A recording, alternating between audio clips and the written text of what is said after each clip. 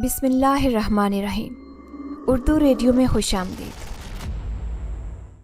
हर तरफ गहमा गहमी का माहौल था। तकरीबन सारे ही घर के लोग सामान की पैकिंग में मसरूफ़ थे। न जाने क्यों मेरा दिल बहुत उदास था और ये घर छोड़ते हुए मेरा बिल्कुल भी दिल नहीं कर रहा था। अम्मी की तबीयत सही नहीं रहती, वो भाई से दूर भी नहीं रह सकती थी। भाई की ड्यूटी उस जगह लगी थी जो एक वीरान इलाका था। भाई की शादी को अभी कुछ ही अरसा हुआ था और वो भी भाभी के साथ कुछ वक्त गुजारना चाहते थे, मगर अचानक से उनको अपने दफ्तर वालों ने फ़ोन करके बुलाया। उनकी ड्यूटी लग चुकी थी। भाई शादी के लिए छुट्टियों पर आए थे, मगर अचानक से मुल्क के हालात बदले, जिसकी वजह से भाई को फिर से ड्यूटी पर जाना पड़ा। भाई को सैटरडे और संडे की छुट्टी मिलती थी, मगर वो शहर से इतना दूर थे कि उनका तो एक दिन रास्ते में ही गुजर जाता। भाई की शादी का भी थोड़ा वक्त ही गुजरा था। तकरीबन 15 दिन ही वो भाभी के साथ रहे थे और उनको ऊपर से बुलावा आ गया था कि जल्दी से ज्वाइन करो। अम्मी का उतरा हुआ चेहरा देखकर मैं बहुत परेशान हो गई। भाई अगर जॉब ना करते तो हमारा घर चलना भी मुश्किल हो जाता, क्योंकि अब्बू एक जगह फैक्ट्री में मुलाजिम थे। अब्बू के फौत होने के बाद उनकी तनख्वाह आना भी बंद हो गई। भाई ने हर जगह अप्लाई किया था, मगर भाई को कहीं भी नौकरी नहीं मिल रही थी, जिसकी वजह से भाई ने पुलिस डिपार्टमेंट को ज्वाइन किया था, और वो भी शहर से इतना दूर थे। भाई को नौकरी तो आसानी से मिल गई थी, मगर घर से बहुत दूर रहते। अम्मी की उम्र भी अब ढलती जा रही थी।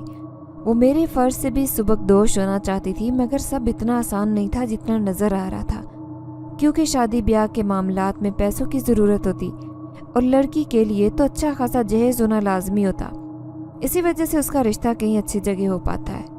भाई की शादी हमने फुप्पो की बेटी से कर दी, मगर अब मसला मेरी शादी का था। इसलिए भाई की तनख्वाह से सेविंग करके अम्मी मेरे लिए कुछ गहने वगैरह बनाना चाहती थी। घर का सारा बोझ भी भाई के ऊपर था।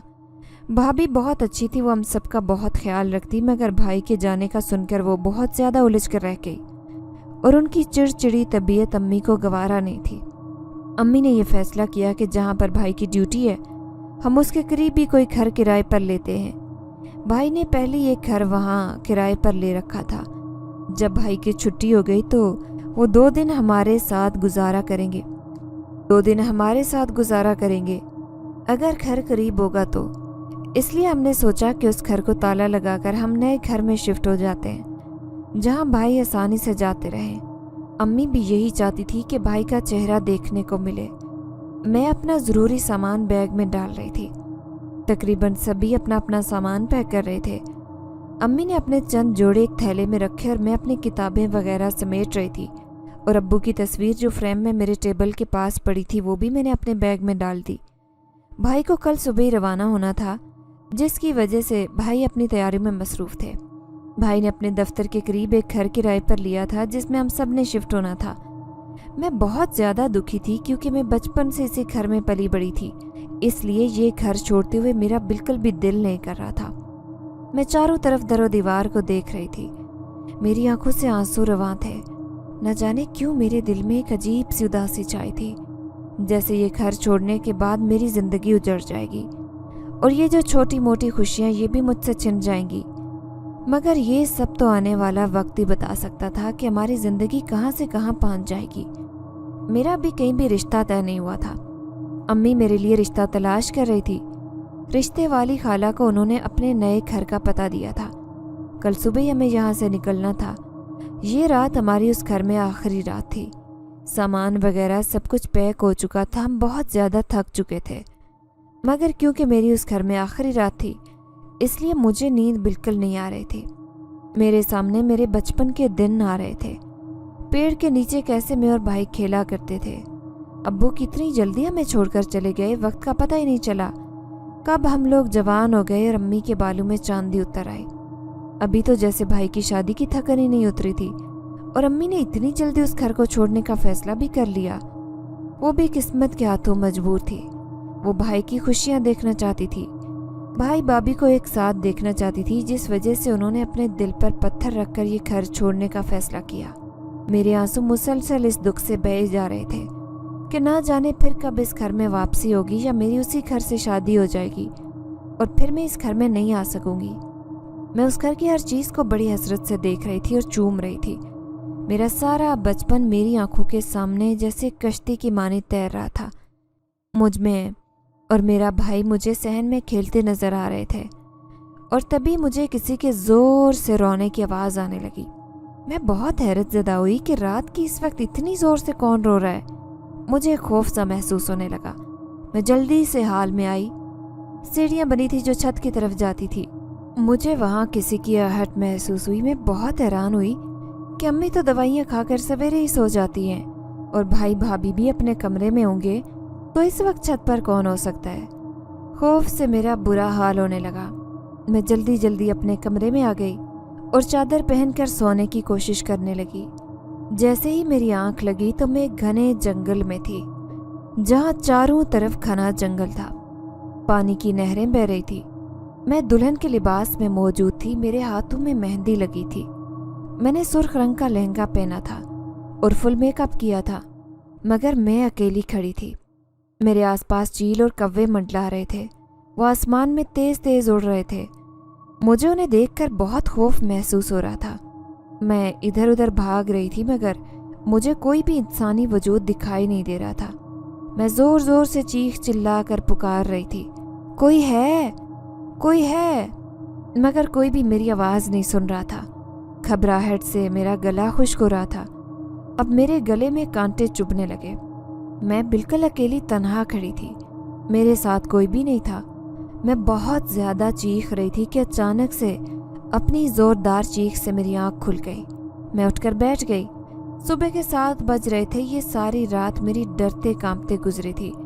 نہ جانے یہ کیسا خوف تھا جو اس گھر کو چھوڑنے کے ساتھ مجھ پر حاوی ہوا تھا۔ کچھ ہی دیر بعد امی کی آوازیں آنے لگی، اٹھ جاؤ سحر، تیاری کرنی، ہمیں نکلنا ہے۔ میں اٹھ کر منہ ہاتھ دھو کر امی کے پاس کچن میں چلی گئی جو کھانا بنا رہی تھی۔ میں نے ان کا ہاتھ بٹانا چاہا، مگر رات والی بے چینی سے میرے ہاتھ بالکل کام نہیں کر رہے تھے۔ میں خود کو بہت تھکن کا شکار محسوس کر رہی تھی۔ مجھ سے کوئی بھی کام ٹھیک سے نہیں ہو پا رہا تھا۔ کبھی میرے ہاتھ سے کوئی برتن گر جاتا تو کبھی کوئی انگلی کٹ جاتی۔ میں اپنی اس حالت پر بہت پریشان تھی۔ رات کو مجھے کسی کے رونے کی آواز آئی۔ اچانک بیٹھے ہوئے میرا دھیان اس طرف گیا اور میری نظریں خود بخود سیڑھیوں کی طرف چلی گئی۔ میں سیڑھیوں کو بہت غور سے دیکھنے لگی۔ اچانک مجھے وہاں کسی کا سایہ محسوس ہوا، مگر میں نے اسے اپنا وہم سمجھ کر ذہن سے جھٹک دیا اور سبزیاں کاٹنے لگی۔ کچھ دیر تک میں اور امی نے کھانا بنایا۔ سب نے کھانا کھایا۔ بھابھی بالکل تیار تھی اور بہت خوش نظر آ رہی تھی، مگر بھائی بہت الجھے لگ رہے تھے۔ میں بھی بہت اداس تھی۔ میرا کوئی بھی دھیان ان کی طرف نہیں تھا۔ وہ کوئی بھی بات مجھ سے کرتی تو میں بس ہوں ہاں میں جواب دیتی۔ یہ بات ان کو بہت کھٹک رہی تھی۔ انہی کی وجہ سے ہمیں اپنا گھر چھوڑنا پڑ رہا تھا۔ اس وجہ سے شاید میں ان سے ناراض ہوں، مگر ان کو میری کوئی خاص پرواہ نہیں تھی، کیونکہ کئی سال پہلے جب میں چھوٹی تھی اور 8ویں جماعت میں پڑھ رہی تھی تو پھپھو نے میرا ہاتھ اپنے بیٹے سبحان کے لیے مانگا تھا، مگر میرے ابو نے منع کر دیا تھا کہ میں اپنی بیٹی کا رشتہ اس گھر میں نہیں دوں گا، کیونکہ ان کے گھر کے حالات اس وقت بہت خراب چل رہے تھے۔ پھپھو کا شوہر نشئی تھا اور ابو کو یہ بات ہرگز منظور نہیں تھی کہ ان کی بیٹی کا سسرال اس طرح کا ہو، اور وہ اس طرح کے ماحول میں جا کر رہے جہاں صرف مشکلات کا ہی سامنا کرنا پڑے۔ بھائی اور بابی کی تو خیر لو میرج تھی، ان کی شادی ہو گئی، مگر سبحان مجھے ایک آنکھ نہیں بھاتا۔ بھابی کو یہ بات بہت بری لگتی کہ میرا رشتہ ان کے بھائی کے ساتھ نہیں ہو سکا، اس وجہ سے بھی ان کی مجھ سے کوئی خاص نہیں بنتی تھی۔ اب تو امی میرے لیے رشتے تلاش کر رہی تھی، اور امی کو میرے لیے کسی ایسے رشتے کی تلاش تھی جو اچھے کھاتے پیتے گھرانے کے لوگ ہوں، تاکہ ان کی اکلوتی بیٹی خوش رہ سکے۔ مگر شاید میری قسمت میں جو لکھا گیا تھا اس سے میری ماں تک انجان تھی۔ اس کو میری ماں کی دعائیں بھی نہیں مٹا سکی۔ ہم سب نے سامان اٹھایا اور گاڑی میں بیٹھ گئے۔ گاڑی روانہ ہوئی۔ دوسری گاڑی میں بھائی نے بھی سامان رکھوایا اور اس کو پہلے ہی روانہ کر دیا۔ امی نے گھر کو تالا لگایا۔ ہم سب گاڑی میں بیٹھ گئے اور میں اس وقت تک گھر کو دیکھتی رہی جب تک گھر میری آنکھوں سے اوجھل نہیں ہو گیا۔ اب جب گھر میری آنکھوں سے اوجھل ہوا تو میری آنکھوں سے آنسو کسی دریا کی مانند بہہ نکلے۔ میں نے امی کے کندھے پر سر رکھا اور آنکھیں بند کر لی۔ آنکھیں بند کرتے ہی مجھے رات والے خواب کے نظارے آنے لگے، مگر میں نے اپنی آنکھیں مسلسل بند کی تھی۔ یہ سفر بہت لمبا تھا۔ سفر کرتے کرتے ہمیں سارا دن گزر چکا تھا۔ شام کے سائے ہر سو لہرا رہے تھے۔ ہم کافی تھک چکے تھے۔ جب گاڑی رکی تو میری آنکھیں کھل گئی۔ میری نظر جس عمارت پر پڑی وہ بہت بڑی تھی اور 2 منزلہ تھی۔ شاید یہی وہ گھر تھا جس نے ہماری زندگی بدل کر رکھ دینی تھی۔ ہم سب لوگ گاڑی سے اترے، سامان پہلے ہی گاڑی سے اتر چکا تھا، ہم لوگ اندر رکھ چکے تھے۔ ہم سب بھی اندر گئے۔ گھر زیادہ پرانا نہیں تھا مگر کافی عرصے سے بند تھا۔ یہ گھر ایک ایسے علاقے میں تھا جہاں کوئی آبادی نہیں تھی۔ یہ گھر شہر سے بہت دور تھا مگر یہاں سے بھائی کا آفس آدھے گھنٹے کے راستے پر تھا، مطلب زیادہ دور نہیں تھا۔ ہم سب سامان سمیٹنے لگے تو بھائی اپنا ڈریس وغیرہ پہن کر تیار ہونے لگے۔ مجھے بہت خوف محسوس ہو رہا تھا کیونکہ آج کی رات ہماری اس گھر میں پہلی رات تھی اور بھائی بھی ڈیوٹی پر جانے لگے۔ میں امی کے ساتھ سامان رکھوانے میں مشغول ہو گئی کیونکہ ہمیں کافی عرصہ یہاں رہنا تھا، اس لیے ہم اپنا بہت سارا سامان اپنے ساتھ ہی لے آئے تھے جو ہمارے استعمال کا تھا۔ میں نے جھاڑو اٹھایا اور گھر کو صاف کرنے لگی۔ گھر کافی عرصے سے بند تھا جس کی وجہ سے جگہ جگہ جالے لٹک رہے تھے اور ایک بہت گھنا درخت اس گھر کے صحن میں موجود تھا جو جھڑنے کی وجہ سے سارے گھر میں جگہ جگہ جس کے سوکھے پتے بکھر گئے تھے۔ بھائی نے سختی سے منع کیا کہ اوپر کی منزل کو فی الحال مت جانا کیونکہ وہاں بہت گھنا اندھیرا ہے اور کوئی لائٹ یا روشنی وغیرہ بھی نہیں ہے۔ تو ہم سب نیچے ہی اپنا سامان سیٹ کرنے لگے۔ نیچے 3 کمرے تھے اور ایک بڑا سا ہال بنا تھا۔ اسی ہال میں ایک کچن بنا تھا، اس میں کچھ کرسیاں اور صوفے وغیرہ پڑے تھے جو بڑے بڑے کپڑوں سے ڈھکے تھے۔ امی نے ایک کمرہ کھولا اور اپنا سامان وہاں منتقل کرنے لگی۔ جو کچن کے ساتھ کمرہ تھا بھابھی نے وہاں کا رخ کیا اور اپنا سامان لے گئی، مگر جو بیچ والا کمرہ تھا وہ بھی بند پڑا تھا کیونکہ ہمیں ضرورت ہی صرف 2 کمروں کی تھی، اس وجہ سے ہم نے اس کمرے کو کھولا ہی نہیں۔ بھائی نے بھی تھوڑی بہت سیٹنگ اس گھر کی کروا لی تھی، پانی وغیرہ کا انتظام بھی کیا ہوا تھا، ٹینکی وغیرہ بھی لگی ہوئی تھی۔ کمروں کے ساتھ کوئی اٹیچ باتھ روم نہیں تھا، ایک ہی باتھ روم صحن میں بنا تھا۔ میں کچن کا سامان لے کر کچن میں چلی گئی اور سیٹ کرنے لگی۔ امی بیڈ پر چادر وغیرہ ڈالنے لگی اور کپڑے وغیرہ رکھنے لگی۔ ہم گھر سے کھانا بنا کر لائے تھے، بھابھی نے وہ کھانا نکالا اور بھائی کو دے دیا۔ بھائی کھانا کھانے لگے اور امی کو کہا کہ کسی بھی چیز کی ضرورت ہو تو مجھے فون کر دینا، میں وہاں سے بھجوا دوں گا۔ امی نے کہا کہ ہم گھر سے ساری ضرورت کی چیزیں اور میڈیسن وغیرہ لے کر آئیں، ہمیں کسی چیز کی ضرورت نہیں پڑے گی، تم بے فکر ہو کر ڈیوٹی پر چلے جاؤ، کیونکہ یہاں آبادی کم تھی اور لوگوں کا آنا جانا بالکل نہیں تھا۔ یہ بہت غیر آباد اور بنجر علاقہ تھا۔ بھائی نے سختی سے منع کیا ہوا تھا کہ دروازے پر جتنی بھی دستوں کو دروازہ نہیں کھولنا کیونکہ یہاں لوگوں کا کوئی آنا جانا نہیں ہوتا۔ امی اس کی بات سمجھ گئی تھی، اس لیے گھر کے پیچھے گھنا سا جنگل بنا تھا، مگر اس گھر کے آگے والی سائڈ بالکل ویران اور بنجر نما تھی۔ ہم سب کافی تھک چکے تھے اور اب آرام کرنا چاہتے تھے۔ بھابھی اپنے کمرے میں اکیلی سونا چاہتی تھی، ان کا کمرہ الگ تھا۔ امی نے ان سے بہت کہا کہ تم بھی ہمارے ساتھ ہمارے کمرے میں سو جاؤ کیونکہ جگہ انجان سی ہے، ہو سکتا ہے ڈر وغیرہ لگے۔ تو انہوں نے کہا کہ مجھے کوئی ڈر نہیں لگتا، میں اپنے کمرے میں ہی ٹھیک ہوں۔ تو امی ان کی بات مان گئی اور میں اور امی ایک ہی بیڈ پر لیٹ گئے کیونکہ ہم کافی تھکے تھے، اس لیے کھانا کھا کر سونے لگے۔ بھائی بھی اپنی ڈیوٹی پر چلے گئے۔ تھکن کی وجہ سے برا حال تھا جس کی وجہ سے ہمیں کافی گہری نیند آ گئی۔ صبح جب آنکھ کھلی تو صبح کے 9 بج رہے تھے۔ ہم سبھی بہت لیٹ ہو گئے تھے۔ امی کی آج فجر کی نماز بھی قضا ہو گئی، وقت کا پتہ ہی نہیں چلا۔ شاید سفر کی تھکاوٹ تھی جس کی وجہ سے آنکھیں نہیں کھل پائی۔ میں باہر آئی اور صحن کی صفائی کرنے لگی۔ صحن صاف کرتے کرتے بہت وقت لگ گیا۔ میں نے سارے صحن سے کچرا جمع کیا اور پھر فرش دھونے لگی۔ مجھے فرش سے عجیب سے دھبے دکھنے لگے جو مٹ نہیں رہے تھے۔ یہ دھبے کسی چیز کے گھسیٹنے کے تھے جو سیڑھیوں سے آ رہے تھے اور دروازے کی طرف جا رہے تھے۔ یہ دیکھ کر مجھے بہت عجیب لگنے لگا کہ آخر یہ کس چیز کے دھبے ہیں جس سے جیسے کسی چیز کو گھسیٹا گیا ہو۔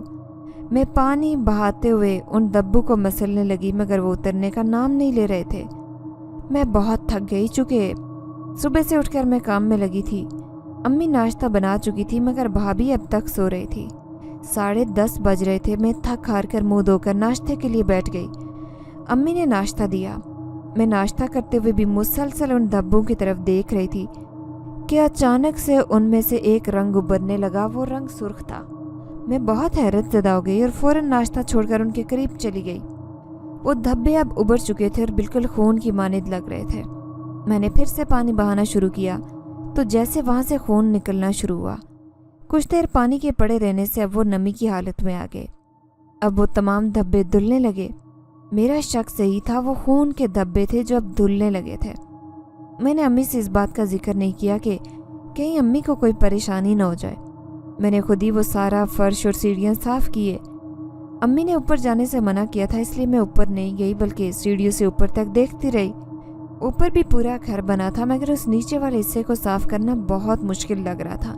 تو اوپر تو اور مشکل ہوتی، وہ حصہ ہمارے کام کا نہیں تھا، اس وجہ سے میں نے وہاں جانا ضروری نہیں سمجھا۔ 11 بجے جب بھابھی اٹھی تو امی نے ان کو ناشتہ دیا۔ میں امی کو کئی بار سمجھا چکی تھی کہ اب آپ بھابھی کو ناشتہ بنا کر نہ دیا کریں، انہیں بھی کوئی عادت ہونی چاہیے گھر کے کام کاج کرنے کی، مگر امی ہر بار مجھے ڈانٹ کر چپ کروا دیتی کہ ابھی اس کی شادی کو وقت ہی کتنا ہوا ہے، آہستہ آہستہ سیکھ جائے گی، گھر کے کام بھی تم فکر مت کیا کرو۔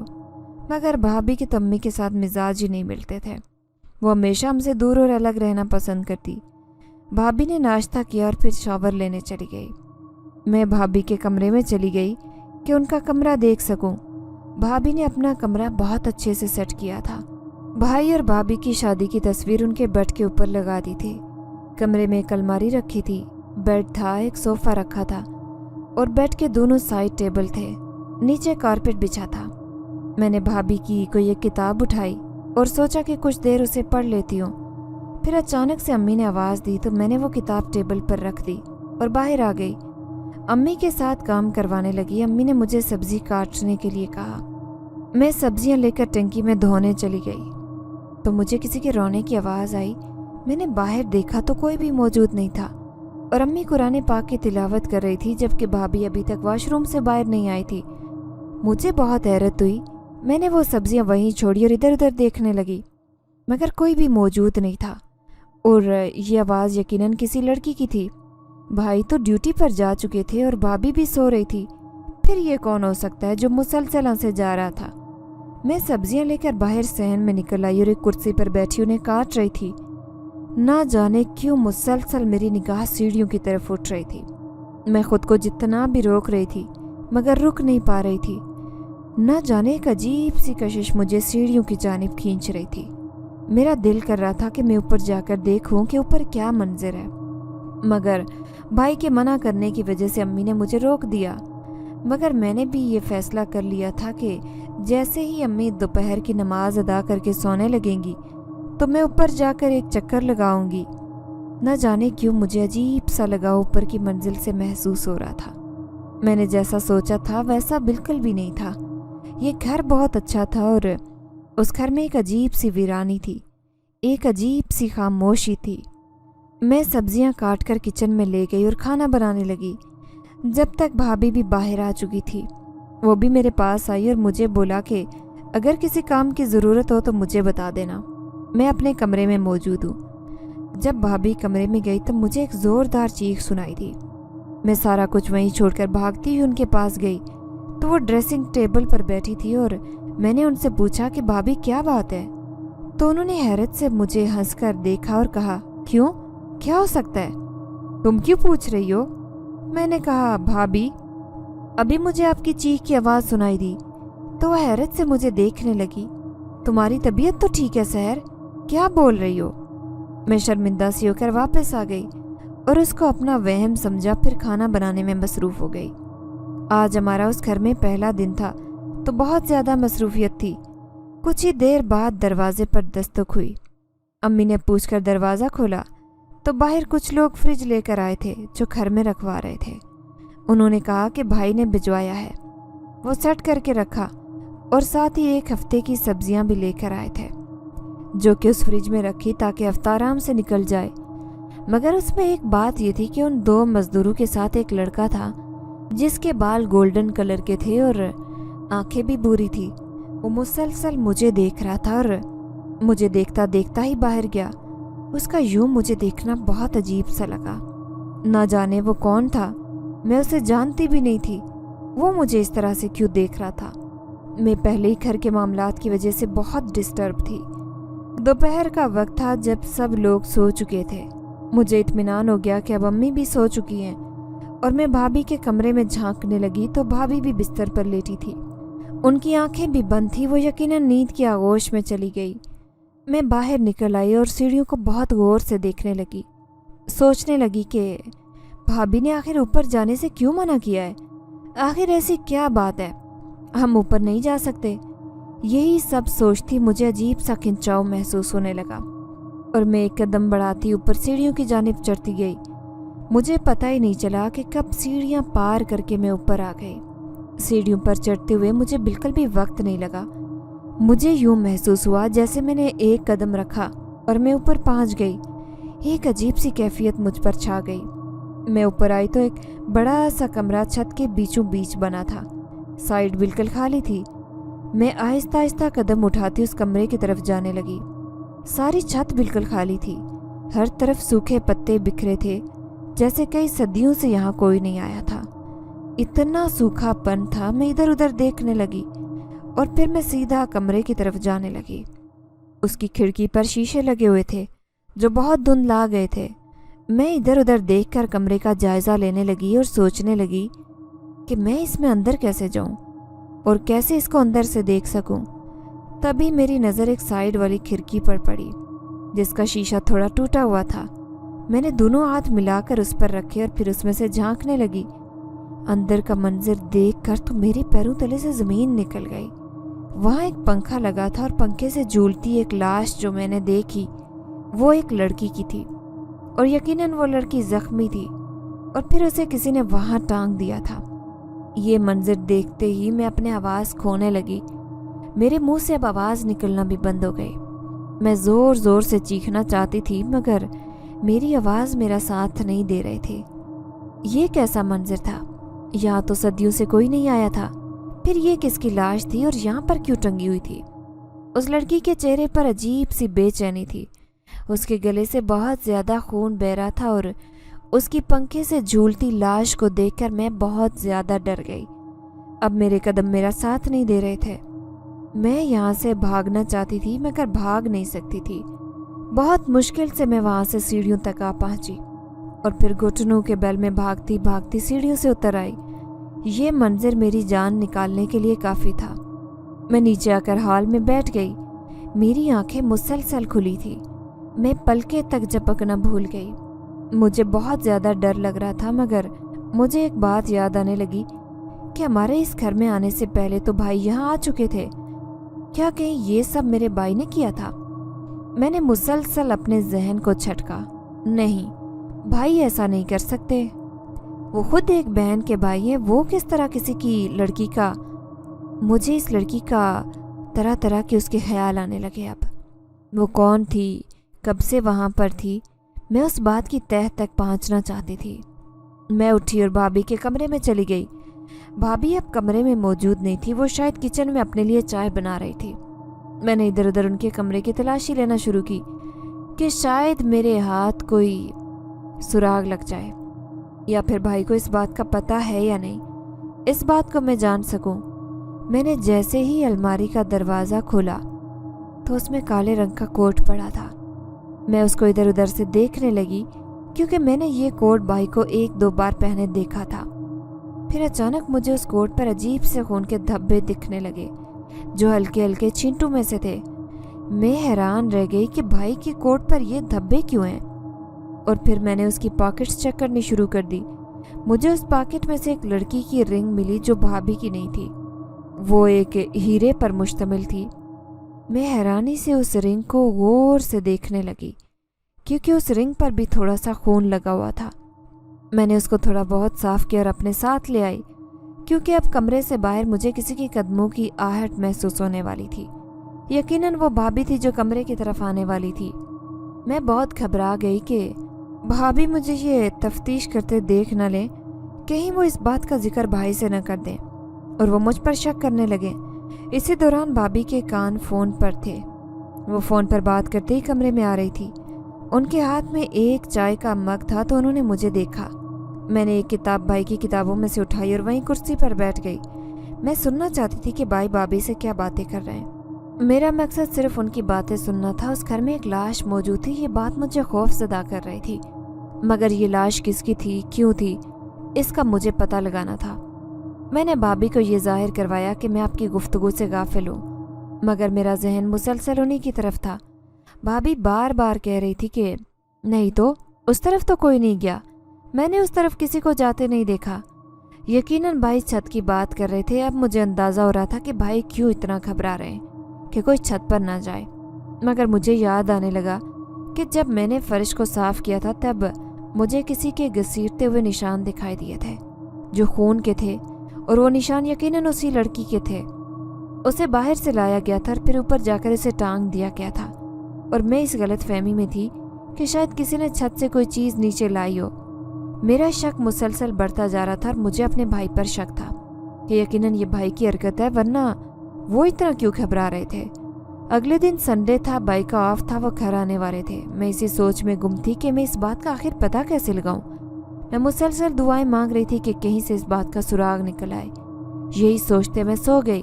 اگلی صبح میری آنکھ کھلی تو باہر بھائی اور بھابھی حال میں بیٹھے ناشتہ کر رہے تھے۔ ان کی آواز پر میری آنکھ کھل چکی تھی۔ میں جوتے پہنے بغیر تیز قدموں سے باہر آ گئی اور بھائی کو غور سے دیکھنے لگی۔ بھائی اس حالت میں مجھے دیکھ کر ہنسنے لگے اور کہا، سحر کیا بات ہے، آؤ بیٹھو۔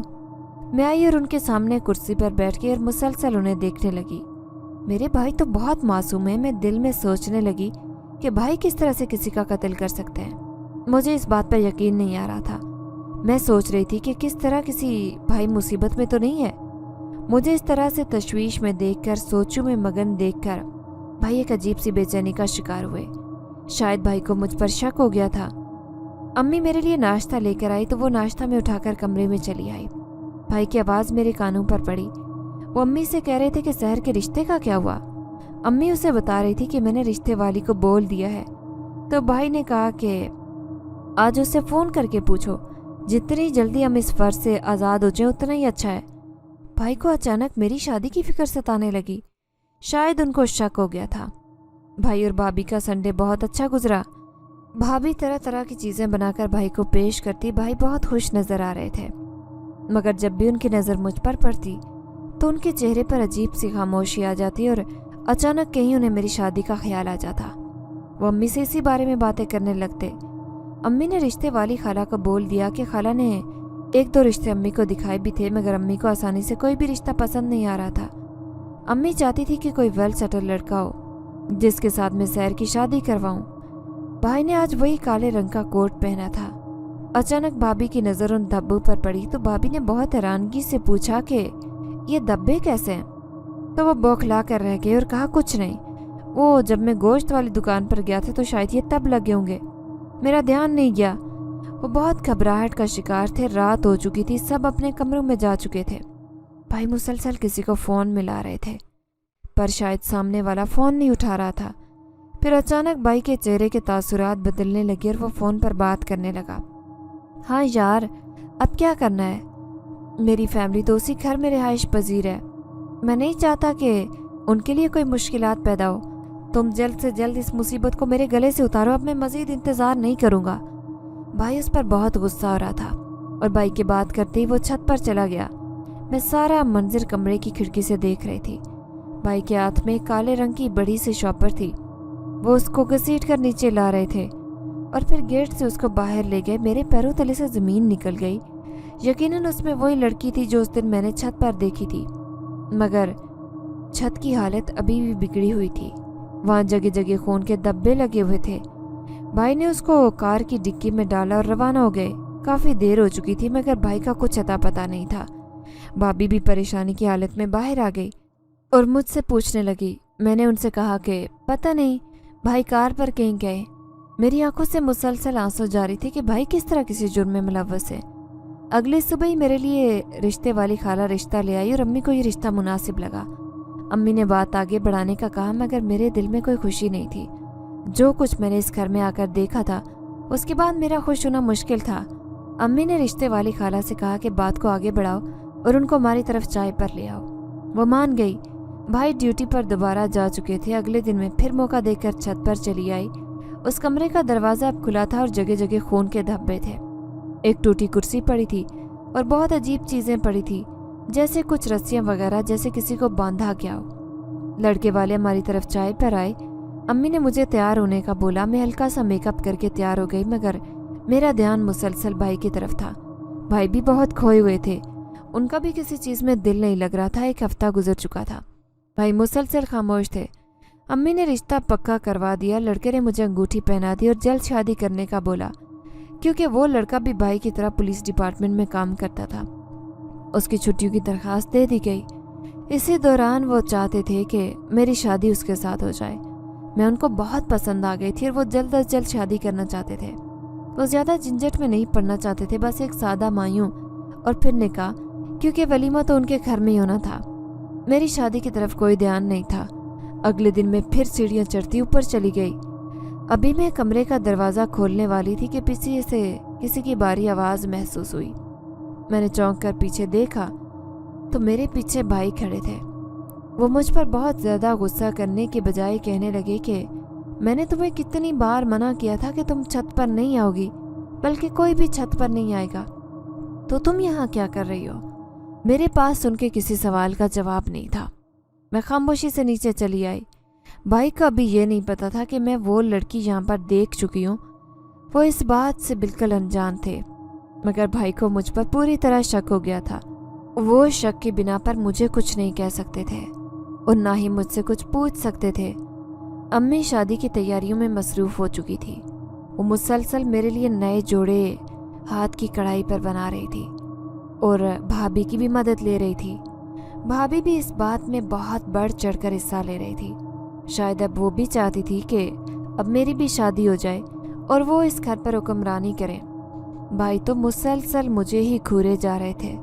वो कोई भी काम करते तो उनकी नज़रें मुझ पर ही होती और मैं भी चोर नज़रों से सिर्फ उन्हीं को देखती रहती, क्योंकि मैं इस बात का सुराग अभी तक नहीं लगा पाई थी कि भाई का उस लड़की से क्या ताल्लुक है और उसने उस जख्मी लड़की को यहाँ क्यों कैद किया हुआ था। रात हुई। जब सब अपने कमरों में चले गए तो मैं बहुत देर तक जागती रही। मुझे जागता हुआ देखकर भाई भी मेरे कमरे में आ गए और मुझसे जागने की वजह पूछी। मेरे सर पर हाथ रखा तो मेरी आंखों से आंसू जारी हो गए। मैंने सोच लिया था कि मैं भाई को बता देती हूँ कि मैं क्यों परेशान हूँ, मगर मैंने खुद को रोक लिया, क्योंकि अभी मुझे नहीं लग रहा था कि ये सही वक्त है और मैं सही वक्त आने का इंतज़ार कर रही थी। अब मैं यहाँ कुछ ही दिन की मेहमान थी। भाई को भी शायद मुझ पर बहुत प्यार आ रहा था, पर पता नहीं क्यों भाई मुझसे बहुत ज़्यादा खफा भी लग रहे थे। शायद उनको ये डर था कि मैं अब उनका राज जान चुकी हूँ। भाई मेरे कमरे से उठकर जाने लगे तो मैंने भाई से कह दिया कि भाई, वो लड़की कौन थी?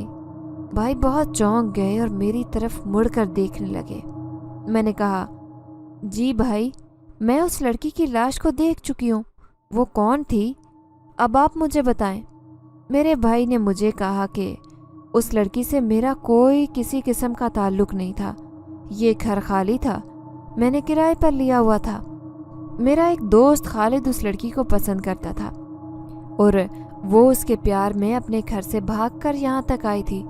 उन दोनों ने शादी भी कर ली थी, मगर खालिद के घर वाले किसी सूरत ये बात मानने को तैयार नहीं थे कि एक भागी हुई लड़की को वो अपने घर की बहू बनाए, क्योंकि वो लड़की पहले से किसी और के नाम की रिंग पहने हुए थी और 1 हफ्ते के अंदर अंदर उसकी शादी भी थी। वो अपनी शादी छोड़कर भागकर यहाँ आ गई थी। मेरे दोस्त खालिद और उस लड़की को बात करते हुए कोई 6 महीने गुजर चुके थे।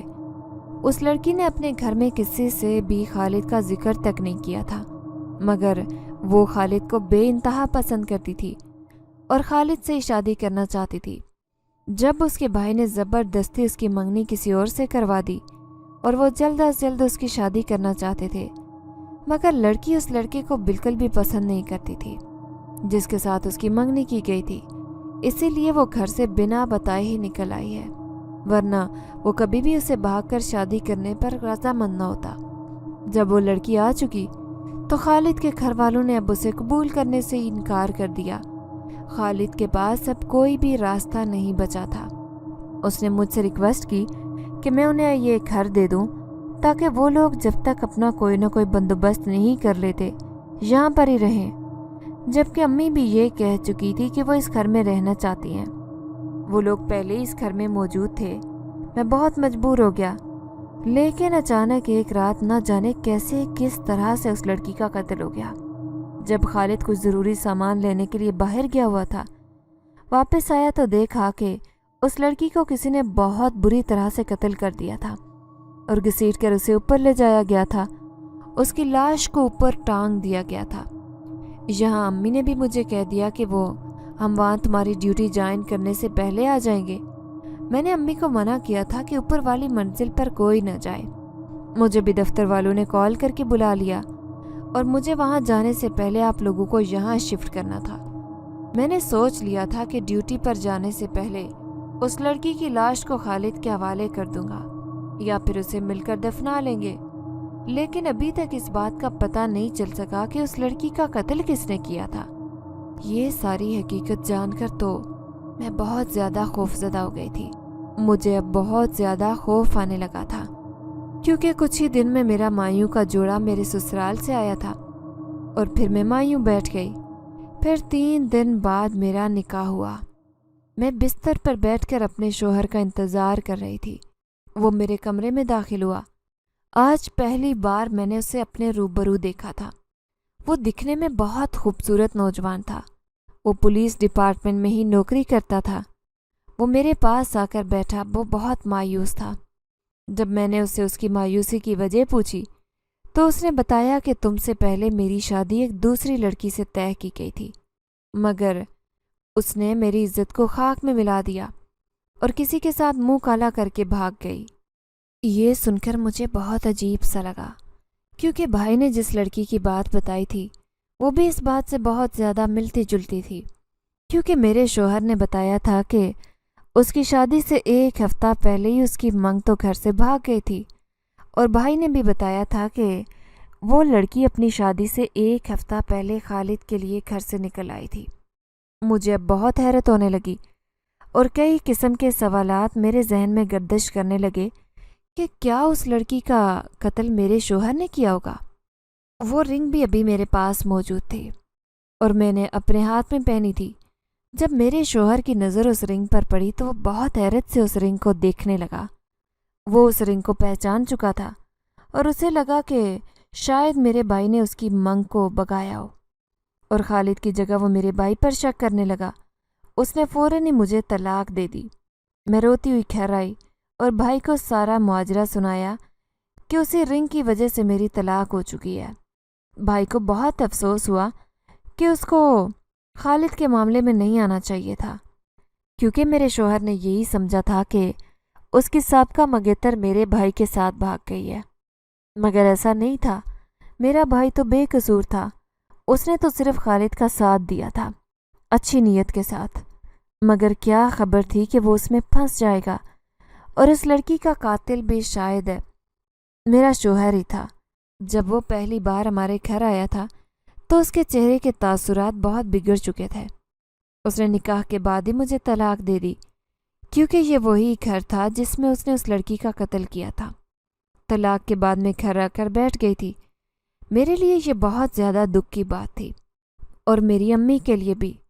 اب میں دن رات روتی رہتی تھی، نہ مجھے کھانا اچھا لگتا نہ پینا اچھا لگتا۔ میرا بھائی بھی میری یہ حالت دیکھ کر پل پل اذیت کا شکار ہوتا۔ اسے لگتا تھا کہ یہ سارا کچھ اسی کی وجہ سے ہوا ہے، مگر ایسا نہیں تھا۔ وہ بالکل بے قصور اور معصوم تھا۔ شاید قسمت کو یہی منظور تھا۔ طلاق کا دھبا میرے کردار پر لگ چکا تھا۔ اب سارے خاندان میں میری بدنامی کے چرچے تھے کہ نہ جانے کیا بات تھی کہ رخصتی سے پہلے ہی اس کی طلاق ہو چکی ہے۔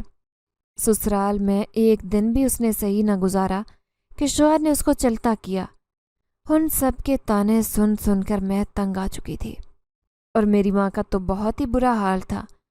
ایک دن رو رو کر میں اپنے بستر پر لیٹ گئی اور سورہ جن کی تلاوت کرنے لگی کہ اچانک سے میرے سامنے خوبصورت نوجوان آیا جس نے سفید رنگ کا لباس پہنا تھا۔ اس کے چہرے پر ہلکی سی داڑھی تھی، لیکن اس کا قد بہت زیادہ لمبا تھا۔ وہ بہت زیادہ خوبصورت اور پرکشش تھا، جس کے چہرے سے نور ٹپک رہا تھا۔ میرے ساتھ بیٹھا ہوا تھا۔ جب میں نے اس سے پوچھا کہ کون ہو تم، تو اس نے بتایا کہ میں ایک جن زاد ہوں اور تمہیں اپنے ساتھ لینے آیا ہوں کیونکہ تم نے صبر کیا اور تم بالکل بے قصور ہو۔ لوگوں کے طعنوں سے بچنے کے لیے میں تمہیں لینے آیا ہوں۔ میں بہت حیرت سے اسے دیکھنے لگی۔ میں نے اس سے پوچھا کہ تم مجھے کیوں لینے آئے ہو؟ تو اس نے کہا کہ میں تم سے نکاح کرنا چاہتا ہوں۔ وہ تو بہت خوبصورت تھا۔ جب اس نے اپنا ہاتھ میرے ہاتھ پر رکھا تو میں ایک اور ہی دنیا میں پہنچ گئی، جہاں پر ایک بہت بڑا سا تخت سجایا گیا تھا۔